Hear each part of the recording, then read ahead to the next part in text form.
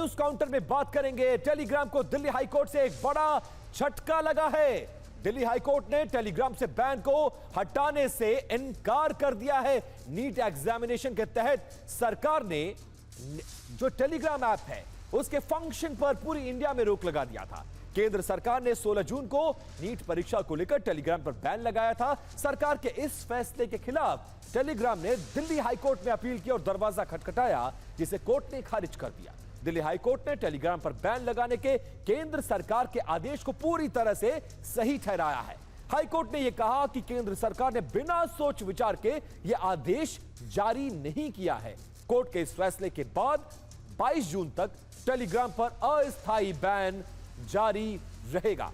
अब कुछ डिटेल्स है कि आखिरकार नीट एग्जामिनेशन को लेकर सरकार की तैयारी क्या है, टेलीग्राम के जरिए नकल को कैसे रोका जाएगा, पेपर लीक को कैसे रोका जाएगा, और यह डिटेल जानिए कि आज कैसे टेलीग्राम को हाई कोर्ट से झटका लगा है। दिल्ली हाई कोर्ट में टेलीग्राम की कानूनी हार हुई है। कोर्ट ने टेलीग्राम की याचिका को खारिज कर दिया है। टेलीग्राम को लेकर विवाद क्या है, यह अब आपको हम बताने जा रहे हैं। नीट परीक्षा से पहले कई सारे पेपर लीक्स हुए, चैनल्स एक्टिव थे और यह माना गया कि इसमें टेलीग्राम की भूमिका बड़ी थी। टेलीग्राम चैनल्स के जरिए छात्रों और अभिभावकों से ठग लाखों रुपए मांग रहे थे। टेलीग्राम में एक फीचर होता है जिसमें पुराने मैसेज को एडिट किया जा सकता है। उस फीचर की मदद से फर्जी पेपर डालकर उसे लीक बताया जाता था और टेलीग्राम से जुड़ी धोखाधड़ी की शिकायतों में लगातार बढ़ोतरी हो रही थी। 2025 में 2,75,000 से ज्यादा शिकायतें दर्ज की गई। भारत इकलौता ऐसा देश नहीं है जहां पर टेलीग्राम को बैन किया गया हो। भारत के अलावा चीन हो, फ्रांस हो, रशिया हो, जर्मनी हो, यहां भी टेलीग्राम के खिलाफ इसी तरह की कार्रवाई की जा चुकी है। इन देशों ने कानून का पालन नहीं करने पर टेलीग्राम के खिलाफ एक्शन लिया है। अब एक कहावत है कि दूध का जला छाछ भी फूंक फूंक कर पीता है। कुछ यही हालत इस वक्त शिक्षा मंत्रालय का है। एनटीए की हालत भी कुछ ऐसी ही है। नीट एग्जामिनेशन के रद्द होने के बाद एनटीए हर कदम फूंक फूंक कर रख रही है, या यूं समझिए कि फुल प्रूफ करके रख रही है। 21 जून को फिर से नीट का री एग्जामिनेशन सरकार करवाने जा रही है। परीक्षा को लेकर किसी तरह का कोई विवाद ना हो, इसको लेकर सरकार बिल्कुल एक्टिव मोड में है। इसकी पूरी तैयारी की गई है। कड़ी सुरक्षा के बीच नीट पुनर्परीक्षा किया जाएगा। किसी भी तरह की नकल या गड़बड़ी को रोकने की कोशिश या गड़बड़ी करने वालों के खिलाफ सख्त कार्रवाई की जाएगी। 5 लाख से ज्यादा सुरक्षाकर्मी, 6,000 से ज्यादा पर्यवेक्षक पूरी प्रक्रिया पर नजर बनाकर रखे हुए हैं। एनटीए ने इस पूरे मामले में लोगों से अफवाहों पर ध्यान न देने की अपील की है। केंद्रीय शिक्षा मंत्री धर्मेंद्र प्रधान ने नीट यूजी की री एग्जामिनेशन की तैयारियों का जायजा लेने के लिए उच्च स्तरीय बैठक भी की है। अब नीट री एग्जामिनेशन के लिए एनटीए ने 3 बड़े बदलाव किए हैं। जो परीक्षा 21 जून को होने जा रही है और इस परीक्षा से बहुत सारे छात्रों को उम्मीद है, क्योंकि इससे पहले कई ऐसे मौके आए हैं जब पेपर लीक हुआ है, और जब एक बार पेपर लीक होता है तो फिर छात्रों का भरोसा सरकारी प्रक्रिया से उजड़ जाता है, टूट जाता है। एग्जाम में इस बार क्या परिवर्तन है वो जानिए। एग्जाम में इस बार छात्रों को 195 मिनट का वक्त मिलेगा, यानी पहले से जो 15 मिनट का ज्यादा वक्त इस बार दिया जा रहा है। रफ कार्य के लिए 2 की जगह अब 4 पेपर छात्रों को मिलेंगे। रफ पेज आगे और पीछे दोनों तरफ से होगा ताकि छात्र रफ का काम दोनों तरफ कर सके। इसमें एक और फायदा है कि बाएं हाथ से लिखने वालों को भी सुविधा मिल सकेगी, यानी इस तरफ भी लिख सकते हैं आप, इस तरफ भी लिख सकते हैं। छात्रों की सुविधा का इस पूरे मामले में एग्जामिनेशन के तहत ख्याल रखा जा रहा है। एनटीए छात्रों को व्हाट्सएप पर एक अपडेट भेज रहा है। कोई कंफ्यूजन नहीं चाहिए इस बार। बायोमेट्रिक मशीन खराब होने पर परीक्षा की छात्रों को इजाजत मिलेगी। परीक्षा इतनी बड़ी है, पूरे देश में आयोजित की जा रही है, कहीं पे कुछ खराबी भी हो तो परीक्षा नहीं रुकनी चाहिए। तकनीकी दिक्कत पर सत्यापन के लिए लिखित फॉर्म भरना होगा। छात्रों को बायोमेट्रिक प्रक्रिया के लिए अब परेशान नहीं होना होगा। जरूरी होने पर सत्यापन प्रक्रिया परीक्षा के बाद भी संभव की जा सकेगी और किसी भी छात्र को एग्जामिनेशन देने से बिल्कुल नहीं रोका जाएगा।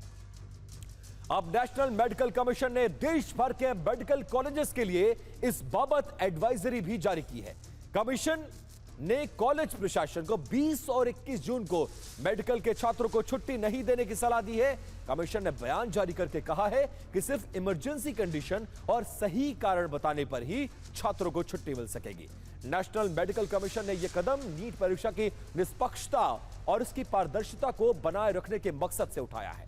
कमीशन ने मेडिकल कॉलेज के छात्रों को जुड़ी हुई परीक्षा से किसी भी तरह की गलत एक्टिविटी से दूर रहने की सलाह भी दी है।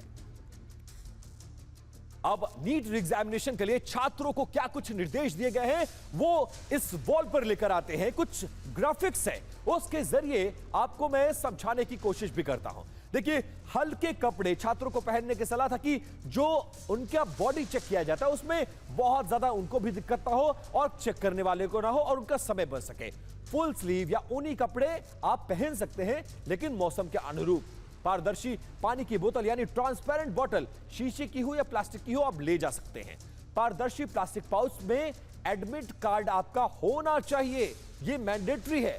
धार्मिक प्रतीक, कलावा, पगड़ी और हिजाब की मनाही नहीं होगी। चप्पल या कम हील वाले फुटवेयर को पहनने की सलाह दी गई है ताकि चेक करने में आपको आसानी हो और आपका समय भी बच सके। अब नीट री एग्जामिनेशन से महज 3 दिन पहले भीलवाड़ा पुलिस ने फर्जी पेपर बेचने वाले एक छात्र को गिरफ्तार किया है। अभियुक्त टेलीग्राम पेपर माफिया नाम से एक चैनल चलाता है।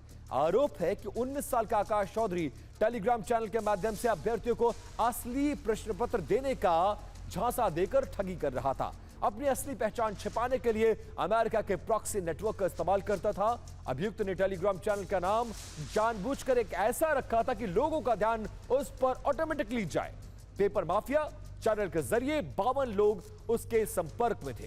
पुलिस का आरोप है कि अभियुक्त आकाश चौधरी फर्जी पेपर के लिए लोगों से 4000 रुपए लेता था। पुलिस ने उसके कब्जे से मोबाइल फोन, नीट परीक्षा से जुड़ी किताबें और कई दस्तावेज भी बरामद किए हैं। पुलिस अभियुक्त के बैंक खातों के लेन देन, नेटवर्क और ठगी के शिकार अभ्यर्थियों की मामले में जांच कर रही है।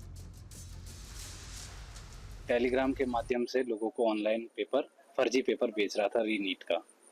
पूछताछ की जा रही है सर? हाँ, पूछताछ की जा रही है। उस समय विस्तृत पूर्व कार्रवाई के बाद में ही बताया जा सकता है। अब इस पूरे मामले में गिरफ्तार किए गए छात्र को लेकर भीलवाड़ा पुलिस ने क्या कहा वो आपने सुना, लेकिन अब इस पूरे मामले में डिटेल्स क्या सामने आ रही है वो आपको बताने जा रहे हैं। अभियुक्त पेपर माफिया नाम से टेलीग्राम चैनल चलाता था, कैसे ठगी करता था यह भी जानिए। अभियुक्त किताब के पन्नों को मोबाइल से स्कैन करता था। एडिटिंग से नीट का डमी पेपर तैयार किया जाता था। फर्जी प्रश्न पत्र को असली बताकर टेलीग्राम पर डाला जाता था और कीमत इतनी कम कि खरीदने वाले को दिक्कत ना हो। 4000 रुपए दीजिए और नीट का असली पेपर ले लीजिए, यही झांसा दिया जाता था। प्रश्न पत्र के लिए 52 छात्रों ने उसके झांसे में आए और उससे संपर्क भी किया। अमेरिका के प्रॉक्सी नेटवर्क का इस्तेमाल किया गया ताकि जांच एजेंसियां आसानी से इस शख्स को ट्रैक ना कर सके।